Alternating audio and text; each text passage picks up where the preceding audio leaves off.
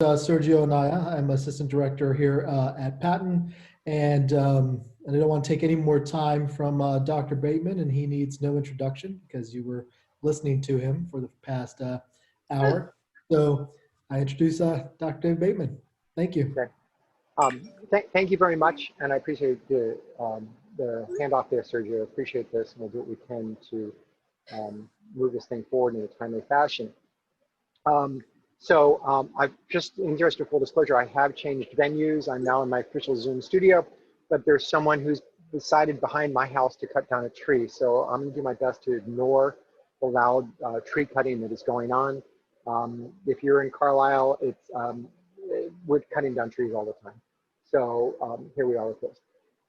So I'm gonna share my screen like I did last time, and just kind of give you some emphasis, just remind you of how to get information from me, and where we are with this. All right, just to let you know, I'm gonna put it up here just for a second, and then I'm gonna skip down to where I'm going with this, and kind of emphasize what we need to do as a part of this. Again, that's my email address. A number of you over the break use that email address. Do not hesitate to use that email address. I pretty much live on email. So if there's something that I can do to be of assistance for you, please let me know. If you're having trouble getting the Section 504 documents or the Andrew piece that I wrote, just let me know and I'll happily shoot it to you. Not a lot of commentary from my part on this, but I'll get it to you so that you can be of assistance and be of help and things like this. Again, there's my Twitter and Facebook feed. Again, free resources. We put updates on there on a regular basis. I forgot to mention, we also have a blog, and it's Sped Law Blog, and we pretty much update that. It's three of us who are running that. We do that about once a week on this. So we're just trying to keep current about where we are with this and trying to keep up to date and just get resources out to people in a timely fashion. So I'm going to continue on talking more about special education legal updates on this, and just kind of go from just expand more on this. So it's going to be kind of just building on where we were and just kind of talk about this. And so talking about and addressing the special education legal updates as a part of this, and just try to understand where we are with this. And so keep this in mind as we talk about this. And so so keep that in mind as we talk about this and we talk about where we are with this. And so I'm just going to start sharing more information relating to this. All right. And just to let you know, for those of you former students or individuals who've seen me present before, or talked with, or I've interacted with, things like this, I'm enjoying your emails. So thank you so very much. And especially all the multiple school sites out there across the state who've emailed me saying thank you, and they expect to get their car washed. So please just keep that in mind as well. So let's go back to COVID and medical issues and talk about this and address things relating to medical issues. Is that school health services and school nurse services are included as related services under IDEA. So this is something that you need to strongly consider, and strongly consider for some of these kids, because there are some kids who may not be able to participate in education otherwise without these related services. So what you have to think about is, what can you do to allow for these kids to participate and allow for these kids to be there as a part of this. So think this in mind. And I'll cover this more in a minute, but just think about this. Consider the medical needs and the reasons. And I talked about this previously, that there's going to be increased medical needs. But also, consider the student's needs and effect of this and the IEP, and what services may enable a student with medical needs to attend school as opposed to having to receive homebound instruction. So there are some, and I alluded to this before, there are some kids who maybe because of diabetes or asthma or other issues may receive a Section 504 plan, and I sincerely appreciate all the requests for the copies of the 504 plans. I'll get those out to everyone who requests one. And please share it with whomever will benefit.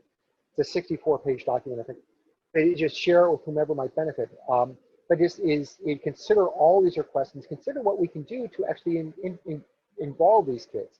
And as I said before, take this all very seriously and pay attention to the medical needs as we address these. So keep that in mind. But wait, there's more on medical issues, right? Medical issues, right? The IEP should only include medically related accommodations, services, and supports specifically recommended in writing by a medical professional treating the student.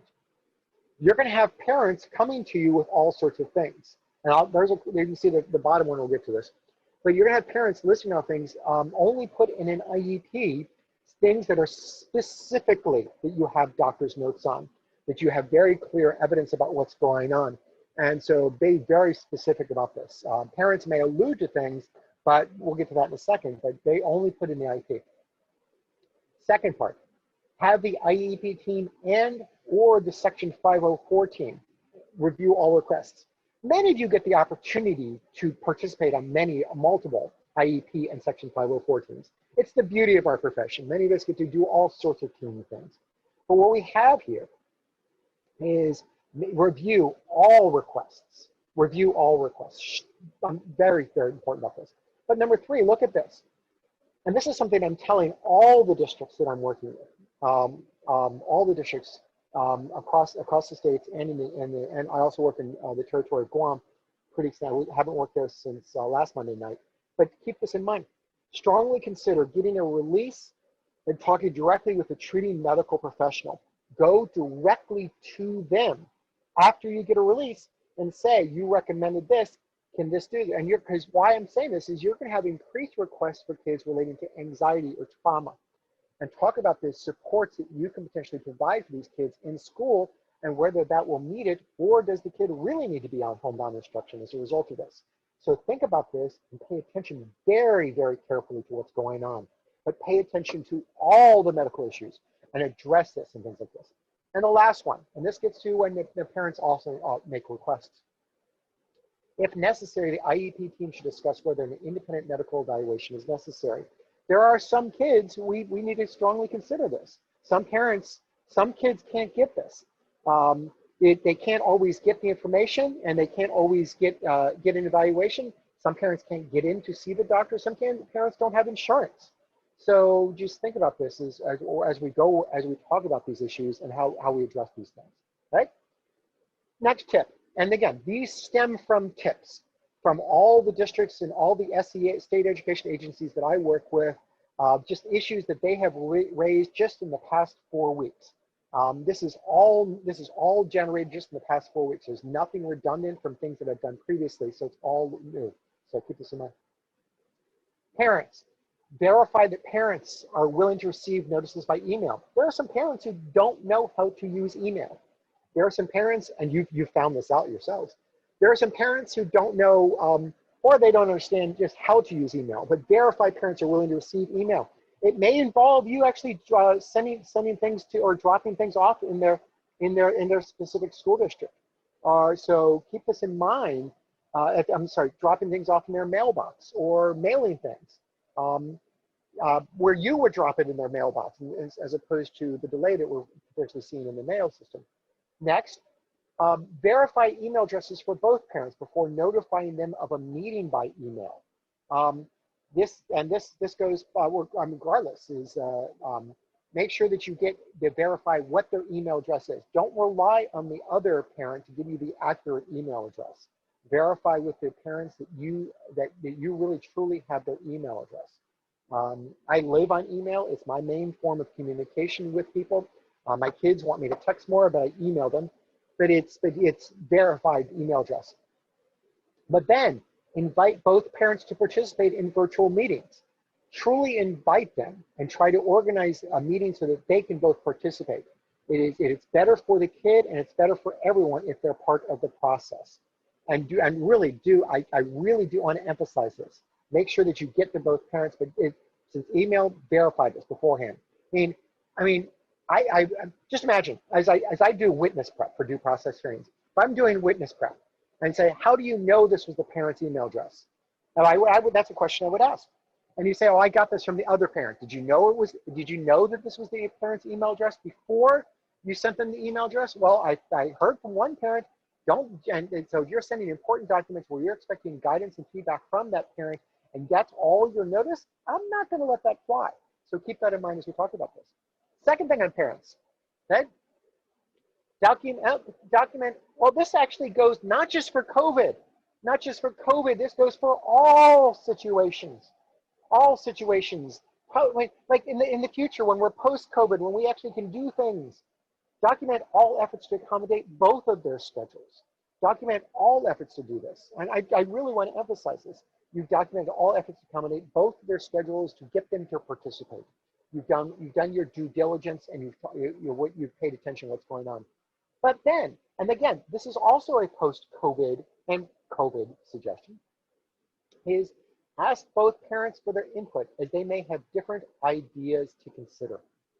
And again, it's important. I truly, I really do. Some of you, and I only get to go to the contentious IEP meetings. I don't go to the IEP meetings where everyone's happy and then it's saying kumbaya. I only go to the contentious ones. But ask both parents at the end, is there anything else we should know? Anything else you would like to discuss? And I'll have another guidance report on that in a few minutes. But make sure that you ask both parents for their input, as they may have different ideas to consider as a part of this. So I want to emphasize this for you, is pay attention to where we are with this and address this, right? Okay. But also, parents may need accommodations for participation in meetings. And you saw that as part of the first session, we had an individual who was an interpreter. It was also closed captioned. I'm not sure if you need that for, but if a parent has a hearing impairment, what do you need to do so that they actually can participate? If a parent has a visual impairment, ask what they can do as a part of this. Do you need to send them something ahead of time in large print? And we'll talk about doing that later.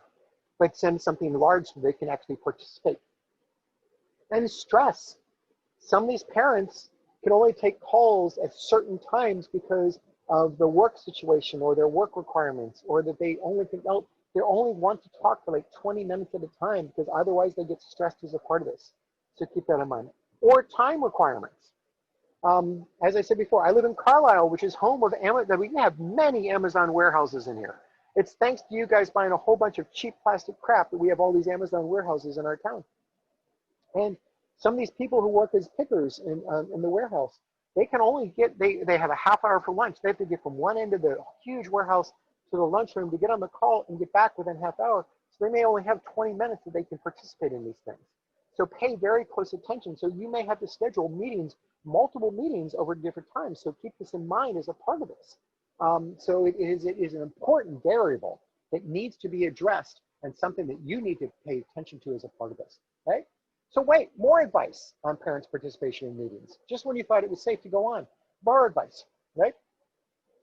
For parents whom English is not their native language, and increasingly you're having parents who are English is not their native language, provide copies of the procedural safeguards in their native language when necessary. And Bateman does a really good job where they have pretty much, I think it's over 25 or 30 now, different languages that you can get copies of the procedural safeguards notice. If you can't get translators readily obtained, and this is actually something that you can actually arrange outside of the meeting, so that someone can go through the procedural safeguards with them. You want to be able to say that you've done your due diligence to try to help them be informed about what's going on in this. Some of you may have had me for my special ed law class that I teach through SHIP. It's now completely online, so others can take it from other parts of the state. What I say as a part of this is we do a summary of the procedural safeguards notice as a part of that class. And for some people, it's the very first time that they've actually read the procedural safeguards notice. And there's a lot of information in there. It's an important document, so you've got to emphasize as a part of this. So keep that in mind, right? Another little side note. Not only, and just to let you know, I'm going to try to tune in a little better. I apologize for the noise in the background. They're starting to grind something in front of my house. So they're taking a tree down. So it's something where so I'm going to go shut some windows as I talk. But service animals. This is just a minor note. For those of you who have schools that are reopening, one thing that you have to pay attention to as a part of the reopening is that schools, when they do reopen and a kid brings in a service animal to school, that the service animal may spread the disease. So do not allow others to touch the service animal. Do not allow others to interact with the service animal. I mean, it's going to be painful. Kids want to interact with the service animal because it's new and novel, but you need to monitor that real closely. Spending more time on that because I'm going around my attic shutting windows as we talk so that you can hear me. All right, so, but just keep that in mind as we address this, okay? Next, progress. This is a flow chart that I did not develop. I did not develop. This was developed by the attorneys at, I think, Sweet Stevens, Katz and Williams.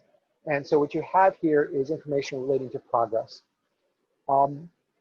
As I alluded to before when we were talking about the Andrews Supreme Court case, is what we have to think about this is starting that just that upper diamond. Was the student's progress monitored during the COVID pandemic? Just go down the yes column just because it's more fun. Yes, did the student make a progress appropriate in light of his or her circumstances? Direct language from the Supreme Court decision. Yes, continue to systematically monitor the student's progress, right? Makes sense. Let's follow the no column. Just go down the no column. Was the student's progress monitored during the COVID-19 pandemic? No. You as an IEP team need to meet on this and conduct an assessment of the student's needs. And then, does the student's IEP need to be revised to address the further needs? Maybe yes, maybe no. So you need to make sure that you are continually monitoring progress for these kids. And it's something that you are doing, and it's not something that you're just dismissing. It is a very important part of the process. And I can't emphasize this enough, that this is something that you need to continue to do, because it is one of the most important. It is yours, and special ed, it is now our responsibility that kids make progress. That is our responsibility. And if the kid is not making progress, I try something different. If that doesn't work, try something else. If that doesn't work, try something else. If that doesn't work, try something else. Maybe you're detecting a theme here, but it's something that we need to pay attention to as a part of this. Is we are obligated, and it's our job to make sure that kids make progress. So keep that in mind as we talk about this. All right? Okay. So, and this one thing, right? I'm actually not being hyperbolic on this. This is the most, in fact, if you learn nothing else today, you learn nothing else. In fact, if you learn this one thing, you can take the rest of the day off. That's fine with me. But if you learn this one thing, I want you to do. If a student is not making expected progress, changes to the IEP may be warranted. All right? So learn this. So if the students, I mean, we often write IEPs, then we put them on a shelf, and then we look at them 350, or log them in the computer, and then 350 days later, we need to do this again. No, the IEP needs to be viewed as a living, breathing document, right? So you need to make sure that this is, you pay attention to progress, pay attention to what's going on. If students not making expected progress, changes may be warranted. What does this mean? Change the grouping, change the reading material, change the level of instruction, change the level of services, change the goals, change the reading material, change the book you're using, change who sits next to it. I don't care. Change something, and then document the snot out of that, so that you are monitoring what the progress is and what you're doing as a part of this. Too often, when I'm involved with school districts, is they don't do this. They know that the kid is not making progress, and then they don't change what's going on. So you need to continue to make changes. So what I recommend to school districts is that you do something, and 3 weeks later, is that working? If that's not working, change something else. If that doesn't work after 3 weeks, change something else. Change something else. It is better for the kid. It's better for the kid, instead of to have them remain stagnant and have them just sit there, not do anything, or just banging their head against the wall like this. It doesn't make sense for us to do this. Change something, improve the level of services for the kid. Improve the level of the services for the kids so that the kid starts making progress. That is your obligation. So yes, it may sound like I'm on a rant right now, but I can't emphasize this enough. And I really want to mean this, is that you need to make sure that what we're doing is meeting the needs of the kids and going to where they are. Okay? But also, when in-person instruction returns in whatever form it is in your district, all IEP teams should convene to see if students are on track to meet IEP goals. It doesn't mean that you're going to necessarily change the IEP, but at least you're going to meet on these kids. Meet on every single kid and talk about this and what we need to do as a part of this. Because as I said before, the pandemic is very individualized to these kids. And some of these kids are getting a lot of instruction. I know some kids who are doing all these virtual lessons through virtual violin lessons, virtual lessons in foreign languages and virtual lessons in writing and getting all these virtual lessons and the parents are getting them and arranging for them, where there's other kids who have become one with their Xbox. And yes, there may be a future in gaming, but that's tenuous at best. So when we have to think about this is pay attention to the progress the kid is making, and so what we have to think about as pay attention is. I can't emphasize this enough for individuals as a part of this. But so just look at all the IEPs. But then there may be revisions related to goals, there may be revision related to services, placement, methodology, but it's your obligation that the student receives faith. So what we need to do is make sure that the kid, whatever you're doing, I don't truly change it, arrange it, so that the kids can make progress. And so keep this in mind as we talk about this. All right. So I want to emphasize this one. All right. So next, SMART IEP goals. And many of you have probably seen versions of this before. It's not new. I did not write this. I did not create this. It's not endemic to me. I've written about it. I guess I had an article come out in June and on this, but it's just SMART IEP goals. Just emphasize these enough. Make sure that the goal that you're doing, and this is specific, it's measurable, achievable, relevant, and time-bound. I'm working with a good friend who is going to do a triathlon this fall. I helped him develop his training plans for this, and he was going to do certain things over the summer. It involved weight. It was very specific. It was measurable. It was achievable. It was relevant. It was time-bound. So it depends on things like this. So it doesn't apply just to kids' IEP goals. It applies to other things that we do in school. So what you have to think about this is keep that in mind as a part of this, is make sure that you are applying specific, measurable, achievable, relevant, time-bound goals as a part of this. IEPs are when I do analysis for districts, the IEP is the very first thing that I look at. And I go immediately actually to the present level statement and kind of, I view the present level statement as the most important part. And then kind of go from there and determine what are the needs this child has, and then kind of go from there. But if there's times I'll go and see we don't have all the needs addressed as part of IEP goals or things like this. Just keep that in mind. It's something that you need to focus, but pay attention to this. Okay, more social distancing. Okay, tips for social distancing. You should come up with a plan for students who struggle with transitions and prepare students who may understand social distancing rules. I've worked with a lot of kids over the years when I was a special education teacher who did not understand social distancing rules. They would get in your face, they would get too close. I had a rule that if I could touch you, you were too close. So now you have to think about this with some kids. Can I touch you and you touch me at the same time? So put your hands out in front. And if I can touch you, you can touch me, then you're too close, kinds of things. So talk to kids about this. Make it a game, but participate with this. When I walk my dog in my neighborhood a lot, actually he walks me, he's a border collie. But when he's walking me, there's a kid who I engage in and talk with who does not understand, he's an 8-year-old kid, who does not understand social distancing and will get very close. I'm surprised he doesn't climb on my shoulders and is just trying to explain these things. But what we have to think about this is pay attention to plans ahead of time. Because there are some kids, and we'll talk a little bit in a few minutes about transition for some of these kids, what we can do to be of assistance for kids who do not do well in transitions. And there's some parents who do not do well in transitions. There's some staff who do not do well in parent transitions. It's not just kids. So there's some tips for this. But also consider for social distancing, additional social work counseling services at the time of transition. So as you talk about, when you line up in the hall, what does this really mean? As you go to the bathroom, what does this really mean? As you eat your lunch in your classroom, what does this really mean? As you sit in your area, what does this really mean? What does this mean for things? Make sure that you provide additional assistance and guidance and tutoring it as a part of this. So it's not just a one and done.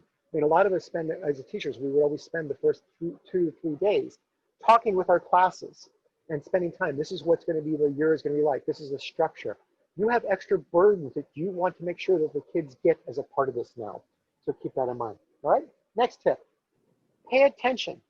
Pay attention to staff who travel from building to building. And what I'm thinking about here is I'm thinking about the school site. So I've already said nice things about, but also about the related services professional who go from school to school. Just keep this in mind. So you have to think about it because you're working to establish, for lack of a better term, your pod of things that you want, that you're paying attention to. And this is important. It's an important issue that you need to pay attention to your pod and keeping it so it's safe. So many of you, and like many of us, so I at my university, we want to have students come observe. We're not going to send them. It's issues relating to this, but can establish safety protocols for staff who may be serving students in different buildings. Consider and truly think about these things. Because we often think about, we're going to bring everyone to school, we're going to keep them set, we're going to keep them safe, we're going to do this. But you have staff, since they're going from building to building to building, you need to think about what can be done as a part of this. So what you have to think about this is, and this also, you think about this is substitutes. You have a teacher who's sick and you have to bring in a substitute teacher. What does this really mean? But consider designating or designated or safe spaces within buildings to provide instruction and minimize contact with others in the school building while maintaining social distance requirements. So for instance, if you have a speech path who's going from one building to another building to another building, consider setting up a place where that speech path only goes in one, as an entrance, and they only go in this one part of the building. They don't go throughout the whole building as a part of this. And so that there's no opportunities for interaction with others, and no opportunities for paying attention to this. But also, as a part of this, strongly consider discussing with the families whether some services should be delivered remotely to minimize risks. I mean, ASHA, years ago, approved virtual speech pathology services. I work closely with the State Director of Special Education in Montana, who's a speech path herself. And she had been doing this because there's some rural areas that they just couldn't get to. So it's something that can be done. But think about develop a plan. But realize that not all plans work. When I say plans, right, simple plans are not always the best plans. And so keep this in mind as we talk about this, is that you're going to be part of plan development. And when I say plan development is, please be the advocate in the room for kids with disabilities. Just remind them that some kids have trouble with masks, as I alluded to with my brother-in-law. Some kids have trouble with breathing, some kids with asthma. Some kids have trouble with social distancing. Some kids have trouble with, they need to see facial gestures as a part of this to read social cues. Some kids who are deaf or hard of hearing need this in order to understand what's going on. So there's a variety of needs out there that need to be addressed. Please, as we talk about plans, be the advocate for these kids. Absolutely be the advocate. Stand up for these kids and stand up for their needs. But also make sure that we talk about this as a part of this and don't ignore them. Too often we think about all these very simple plans, but the simple plans are not always the best plans. So keep that in mind. All right, transition. And transition is something that we need to pay attention to. And when I'm talking about transition, I'm talking more about the secondary transition. I'm not talking about transition between schools. I'm not talking about transition from EI to elementary. I'm talking about secondary transition from typically as we do with kids age 14, as we're fixing to get them ready for post-school life. So here's some things. Make sure that you talk with your local health departments before transition to off-campus job sites and business community. What's safe? What are the rules? What can we do as a part of this? What can we pay attention to? How should we address these issues? How can we pay attention to this? What can we do to monitor where we are with this? It's a vital and very important part of this process. So don't assume that things are necessarily safe. Get guidance on this and talk with them about this, about all this.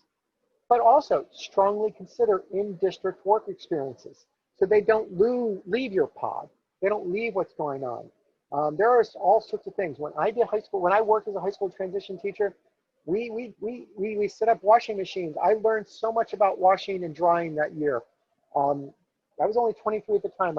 Had not been good to it before previously, but I learned a lot about that process and how to do this. But consider in-district work experiences that you can do to provide assistance, as they can be part of the transition experience for these kids.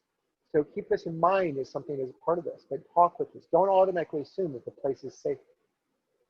Another tip on transition. No, wait, there's more, okay? Transition. If students are unable to participate in real-world activities due to COVID-19, where they're going to stay at home, create other opportunities for a simulated experience to occur. Do what you can as a part of this.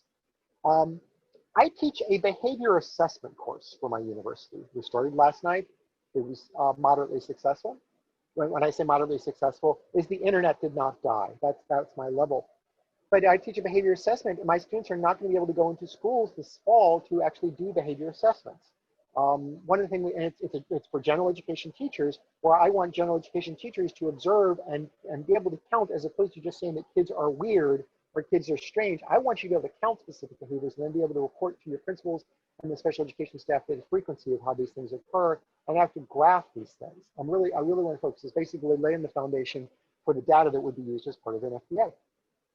So I talk about this. My students are not able to do this. So we're going to be watching all sorts of videos and having them take behavioral data on kids, just frequency counts, duration counts, latency counts, those kinds of things, and make sure we include the anecdotal information. But do what you can to get simulated work experiences as much as possible. Videos or other programs are available replicating work experiences, but they will also hopefully at least get some sense of what the work-related skills are and what the work-related skills are that they can participate in. So it's an important part of what we're doing. It's an important factor that we need to pay attention to. It's important that we do this, and it's important we address these things and we monitor where we are with these kids, because it helps a lot with what's going on. But also talk to the parents and see if there's things that the parents can suggest activities at home as a part of this, and see if there's things that they can pay attention to and participate with, because it will work really well. So it emphasizes where we need to do as a part of this. So, right?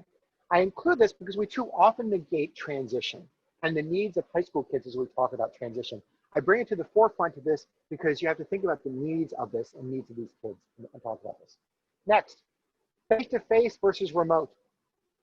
Okay? When I talk about face-to-face, during any face-to-face meeting, general applicable safety requirements have to be in effect. So if parents are coming in for a meeting, just do what you can to remind them, stay social distance and keep where you are as about this. But keep this in mind as we talk about this. But the opportunity to participate by alternate means should also always be available. I'm doing all of my office hours this fall through the Zoom machine, which is nice because when they log on, I see their name. I don't have to remember who they are. It works for me. So it's helping me as a part of this. But keep this in mind as we talk about this. It is an important document that we need to address as we pay attention to where we are with this. It's keep in mind that you should strongly consider where we are with this. And it's something that we need to address as we pay attention to this, right? So keep this in mind. Strongly consider doing more remote meetings if possible. Right? Next, tips for documentation. And as I alluded to before, I kind of hopefully whet your appetite on this one. Is I got some tips for documentation. And these tips come from working with all the school districts that I have worked with over the past few years. In the fact that many of these families that we've worked with have they do the work of the various warehouses in my area, and it poses a problem getting them in there. So I've got 3 very specific tips I just want to walk you through, right? So just basically special education tips for documentations during the school closure. If you make modifications to students' programs, assignments, or even a homework packet for an eligible student, you need to document it. Truly need to document it. When special education teachers or any teacher have tried to contact a parent of a student with a disability but has been unsuccessful, those attempts also need to be documented. If a parent refuses any special education services at this time because they are overwhelmed, that also needs to be documented, all right? So it is critical during this time of school closure and distance learning that any activity to support a child's education, especially the IEP, is documented. This documentation will help show the district made continual efforts to continue to individual specialized services during COVID. It will also help teachers, and this is a good point, think about this. It will also help teachers plan instruction, help your district meet reporting requirements, and teachers will be better prepared to meet when in-person schooling resumes. Keep that in mind as we talk about this. So the first tip that I have for you, right? The first tip I have for you is develop a system for tracking. I truly mean this.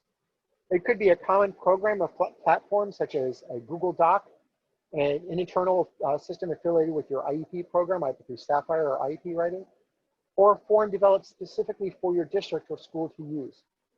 Make sure everyone in the school or district is also regularly using it. It's important to have a system for tracking efforts and services. Administrators should make sure teachers are using this form and using it with every contact or non-contact with students and parents. The tracking system should be accessible and easy to use for service providers and teachers. It should also be understandable to educators who did not work directly with the students. So let me explain. My work was I work with districts that are involved in due process hearings or complaints or OCR investigations. I often ask, what contact have you had with the students and teachers? These forms may also be subpoenaed by lawyers for the parents, so keep that in mind. Make them readable, make them understandable, and make them reflective of what actually occurred about your attempts to provide services to the student. My motto for districts is to keep trying, and then if that doesn't work, keep trying some more. It is better for the students, and we need to keep that in mind. All documentation should be driven by the need to maintain consistency and uniformity with other parts of the school programs. Finally, remind staff to maintain confidentiality with student information. I go back to the subpoena part. Write comments and concerns that can be seen by others. It's also professionally appropriate. Next, be very specific about the documentation. Document all modifications. Were there any delays or problems in delivering the services? If you were not able to provide this directed service to the student, why?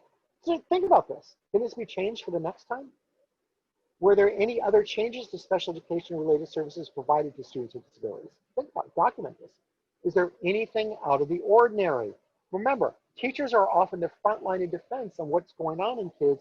We notice things that others don't. Next, when doing case reviews for school districts, I look for and clearly expect, very specifically expect, first, the date the service is provided, the number of minutes for the special ed services, both offered and delivered, any services provided to the student, both current and modified, the name of the staff who provided the services, any accommodations and modifications, any notes about the student's response to the services, and anything else relevant to the student's education services.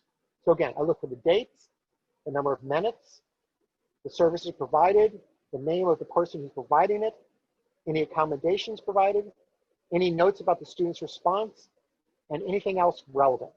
I look for those every single time I do a case review. Just to remind you, let's say it correctly, IDEA does not change. The law is still there. Keep providing services and keep the parents informed. Is it Skype? Is it FaceTime? Is it Zoom? Is it Google Hangout? Is it texts? Is it phone calls? Whatever is necessary. Go to where the parents are, but document. However, and I speak from personal experience that I need to do this better myself, set restrictions about when. No calls, texts on weekends or after hours. Take a mental, physical break from work, because working from home, you can work any 20 hours of the day. Take a break, watch yourself. And as someone, I've got a book contract. It's due at the end of this month. I'm working 20 hours a day right now in addition to all the other fun stuff I'm doing. But document what's going on, but take a break for yourself. Watch yourself. And last, if it's not written down, it doesn't count. Write things down. When I do witness prep, I do not rely on memory.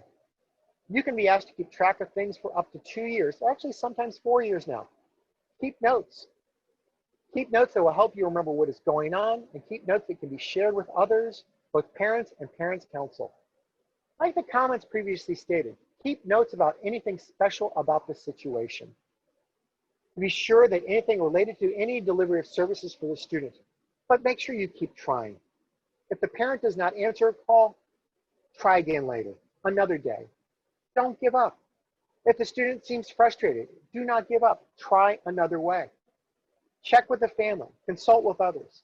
Meet with others to talk about solutions. Meet with others to talk about suggestions. Document anything works. Analyze anything that doesn't.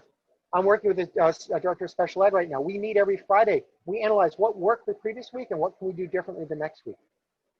Focus on first needs to be safety and focus on first the need to be of safety and health of the students and families and the continuation of services. I tell administrators, keep trying, keep improving, and keep moving. Do not stop. Do not stop. Keep that in mind as we talk about this. Just don't stop as a part of this, okay? So keep that in mind. So next, privacy concerns. Privacy concerns. A big important thing as we talk about this. Privacy concerns have risen and they're very, very important, okay? So teaching virtually has posed a new way of providing services. One of them is privacy and issues related to students' records and are they being divulged during online instruction. You do not always have control over who is in the background and watching what is happening. Some of the instruction is occurring in students' kitchens, some living rooms, there may be a TV on in the back, and with others walking through the room. And it's not always the privacy we normally expect as a part of this. Students and parents should reasonably expect privacy under FERPA, the Family Educational Rights and Privacy Act, and also under IDEA, not just under FERPA, but IDEA. FERPA is, just to remind you, FERPA is the federal law that protects student education records held by an education agency, such as your school or district. It applies to any school or district receiving federal funds. So it also includes all the charter schools out there, which I've got a number of emails, and thank you very much for attending. FERPA limits which parties education agencies can share students' education records with without parental consent. It also provides parents with the right to review and amend the student's education records. The law defines education record as any record that is directly related to a student and is maintained by an education agency. How FERPA applies to distance learning is FERPA applies to education records, such as written records or video recordings. Therefore, a student's mere participation in virtual learning or sharing a student's name or image in a way that is visible on digital learning platforms generally does not implicate FERPA. Generally, the type of information about a student that is shared, among classmates and educators in a virtual learning setting is not personally identifiable information. However, where a student's image, name, or voice is recorded and stored by the school, it may become part of the education record and would be protected by FERPA. Because of FERPA, districts have good reason to worry about the potential privacy violations that may occur during online instruction. This shouldn't discourage you from providing special education related services to students with disabilities.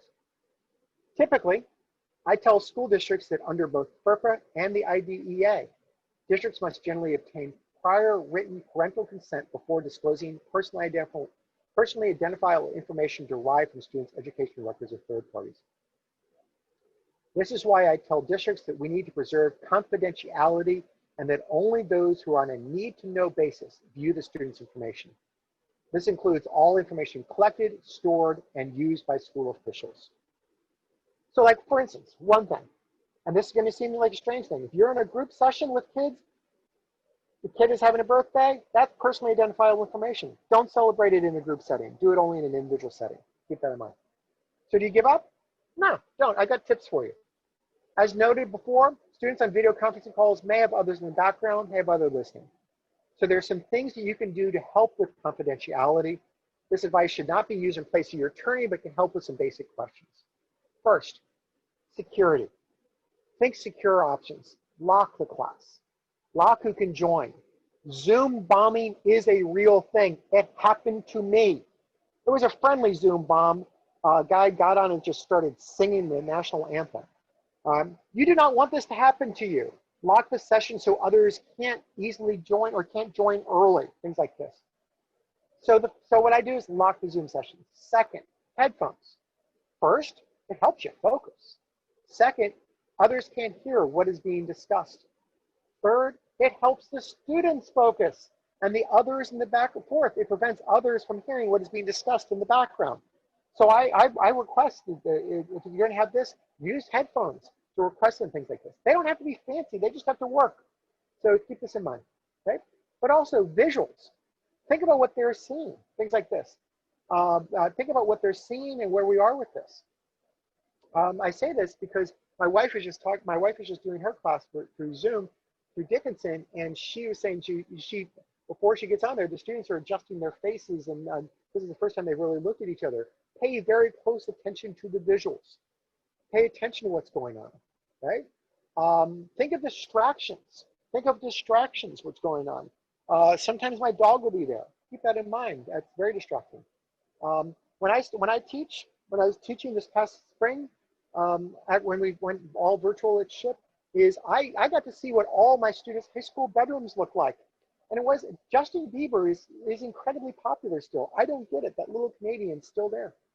So keep this in mind. But also, maintain major thoroughfare areas. They're Wi-Fi dependent. Maybe it's Wi-Fi dependent. Get out of the stairways. Students are really distracted by pets. Pay attention to this. Just some students are just distracted by, or I am, by shiny objects in general. Check yourself and check distractions. Establish this, think about it. Put a schedule, a part of a schedule. Put a sign outside your door. I'm Zooming right now. Don't bother me, or things like this. Create a cardboard wall or partition. I know that many of you are ordering things from Amazon. You have all this cardboard. Design yourself a cardboard partition or place to do your Zoom kinds of things. Do this, but be creative about this, okay? More on the schedule. Let the people you live with understand your schedule. Increasingly, teachers are having to play tag with other spouses and child-rearing responsibilities. 2 hours here, 2 hours there. Schedule what you can as a part of this. Keep that in mind. But remind parents, that's about privacy and confidentiality for parents, is that the rights to see information goes to the parents, not the grandparents, not the siblings, not other relatives. Please ask them to be aware of this. And maybe not be able to be in the room while you're doing this, but keep this in mind. But also, finally, send a consent letter. Send a consent letter so they understand what's going on and they have some sense of where we are with this, and that they understand, get them a sign that they're going to be doing this, and that you have some sense of where we are with this. And so keep that in mind as part of this. All right? So next, tips for students who do not log on. Okay? Some basic tips for students who do not log on. All right? I've already said, and because this is a very, most of you dealt with this. It was a very real thing in end of March, April, and May. We already talked about documentation. So as you deliver remote lessons, don't forget to document all your lessons. Any calls not returned, any schedules not responded to, any meetings not attended. You have a student, so just document this. Some parents are just too busy because of the nature, they just don't want to lend themselves to participating, or they just can't. I mean, some parents just don't have access to a computer and can do these things. So keep that in mind as we talk about this, things like this. But some parents, you may just have a student who's refusing to participate because perhaps the parent has decided, I have a full-time job, I cannot be a full-time teacher at the same time, and my kid is just going to do what he wants. That's a very different analysis. That's going to be very fact-driven. I believe the school district is going to have some very serious faith discussions on what needs to be done about this. But work with the parents to try to resolve these issues. I truly think if it's unsuccessful, what can be done as a part of this? Talk to the parents. Is it a timing situation? Because I'm working with a kid who's who has all sorts of issues relating to OCD. He has to eat at a certain time, and this class was scheduled at that time.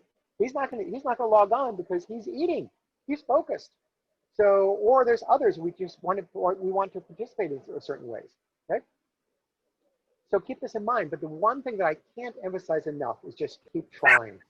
Keep trying as a part of this, and keep trying so we have this as a part of this. So keep that in mind as we talk about this. All right.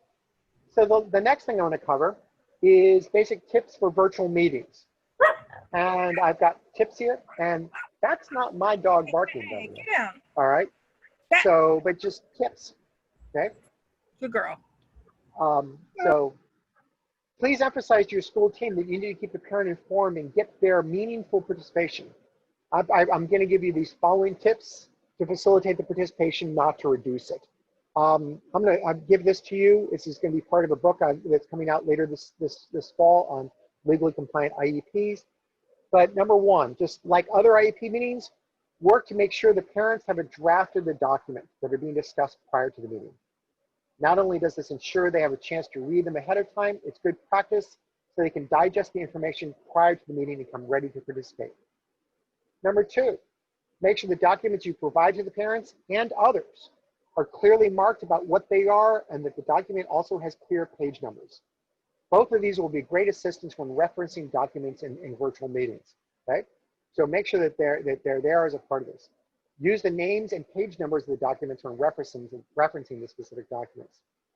Number 3, if you're using some form of technology for live broadcast, the meeting that you are using, make sure the parents and others have the necessary equipment and Wi-Fi signal to participate. A good trial test is a good way to check on whether this works. Some participant signals are better on one part of their house versus another. Some parents may also need a different or newer laptop or tablet in order to participate. Strongly consider loaning them a laptop or a tablet for the meeting. Even if you do find they have good technology, a good Wi-Fi signal, make sure there's a call-in number for the parents and others in case they have problems with participating in the meeting. Get removed from the live stream or their Wi-Fi signal doesn't work. Think about a backup plan before you need it. Number 4, if you're sitting around a table, ensure the microphone works for everyone in the room and not just one direction. Number 5, if you're using presentation software, make sure the room is arranged so the individuals who are not in the room can see everyone else, that the camera is not just focused on one person. Any important part of the participating in meetings is body language. If the remote participant cannot see what is occurring in the room, their participation is reduced. Remind the participants in the room that they are being watched at all times and to act accordingly. This is good advice for face-to-face meetings as well. Number 6, like any IEP meeting, make sure there are introductions of everyone who's in attendance. If you're using the phone for the meeting, make sure everyone identifies who they are prior to speaking. Number 7, many of the virtual forums also have a recording function. If you're going to be recording the meeting, make sure everyone knows this is occurring. Number 8, group rules for talking. Discuss the fact that since you're using technology, that participants will have to wait while others are talking because it makes it very difficult to hear what is being said. Take turns. Give everyone a chance to communicate and share their information with others. Number 9, work to ensure the method that you are using has screen sharing technology.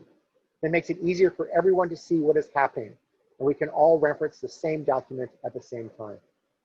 Number 10, if screen sharing of a computer or tablet is going to be used, ensure that the images the others will see when you transfer into the screen share are appropriate.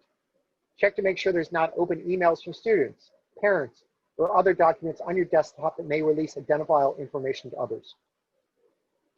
Number 11, work with the parents throughout the process to make sure they have a say in the agenda items. They also know what is being they expect as part of the meeting. One of the big difficulties is that parents often feel overwhelmed in these meetings. Make sure they are comfortable as possible and there are no surprises for them. Number 12, like other IEP meetings, make sure the parents know they can invite others to be part of the meeting. Number 13, for parents who are English language learners, make sure an interpreter is available who can translate and help the parents with understanding what is being discussed. Number 14, for parents who are deaf or hard of hearing or use closed captions.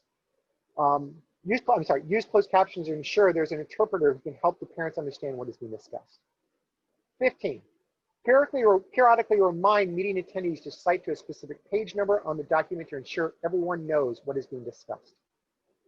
Number 16, since the meeting is occurring virtually, there will be a loss of awareness that you could get if the individuals are in the room due to body language. Therefore, much more than in a face-to-face meeting, ask the parents if they have any questions, concerns, or issues that need to be addressed. Be careful how you ask your questions. Make sure they're open-ended and not just yes, no. 17, make sure all the staff are engaging in professional behavior at all times. If you're using some of the video conferencing tools, you do not know what the parents are focusing on. They may be focusing on just one individual, or they may be paying attention to a group of individuals in the corner. Make sure all the staff know they're being watched and they're expected to engage in professional behavior at all times. This includes what they are looking at, background sounds, background images, and what they're wearing. Tell everyone to assume that they are the ones being watched at all times. 18, some IEP meetings can become very emotional. Allow for this to happen and allow the parents to take a break and compose themselves. They're being watched also, and sometimes they're not comfortable with the situation. 19, like other IEP meetings, make sure the parents know they can ask for another meeting and they do not have to finish everything in this one meeting. 20, like other IEP meetings, provide the parent with a point person who will follow up after the meetings to make sure additional questions or concerns are being addressed. 21, use an agenda to show understand what needs to be covered as a part of the meeting. Make sure the parents have a say in the agenda and that you listen to any concerns they have. And 21, review the meeting minutes. Go over the minutes of the virtual meeting with everyone at the end and ensure everyone is in agreement. Get copies of the parents as soon as possible. So keep this in mind as far as things like this. All right. Last thing I'm going to talk about before I conclude is paraeducators. Paraeducators are a vital part of what we're doing. We often negate them as a part of our discussions and we talk about this. All right. So first thing we need to do, ensure paraeducators are trained for return to school. Districts need to make sure that their paraprofessionals are trained in all new safety and instructional protocols for the upcoming year. I've seen actually precious little talk about working with paraprofessionals to get them ready for the fall. In some districts, services are either face-to-face hybrid. They would come to a stop without the services provided by paraprofessionals. And we need to discuss determinations for aid support later, be it behavioral, instructional, health, but address safety. So address safety and make sure that there's training for the paraprofessionals. Make sure there's training for the paraprofessionals. Make sure there's training and talk about this. But then safety.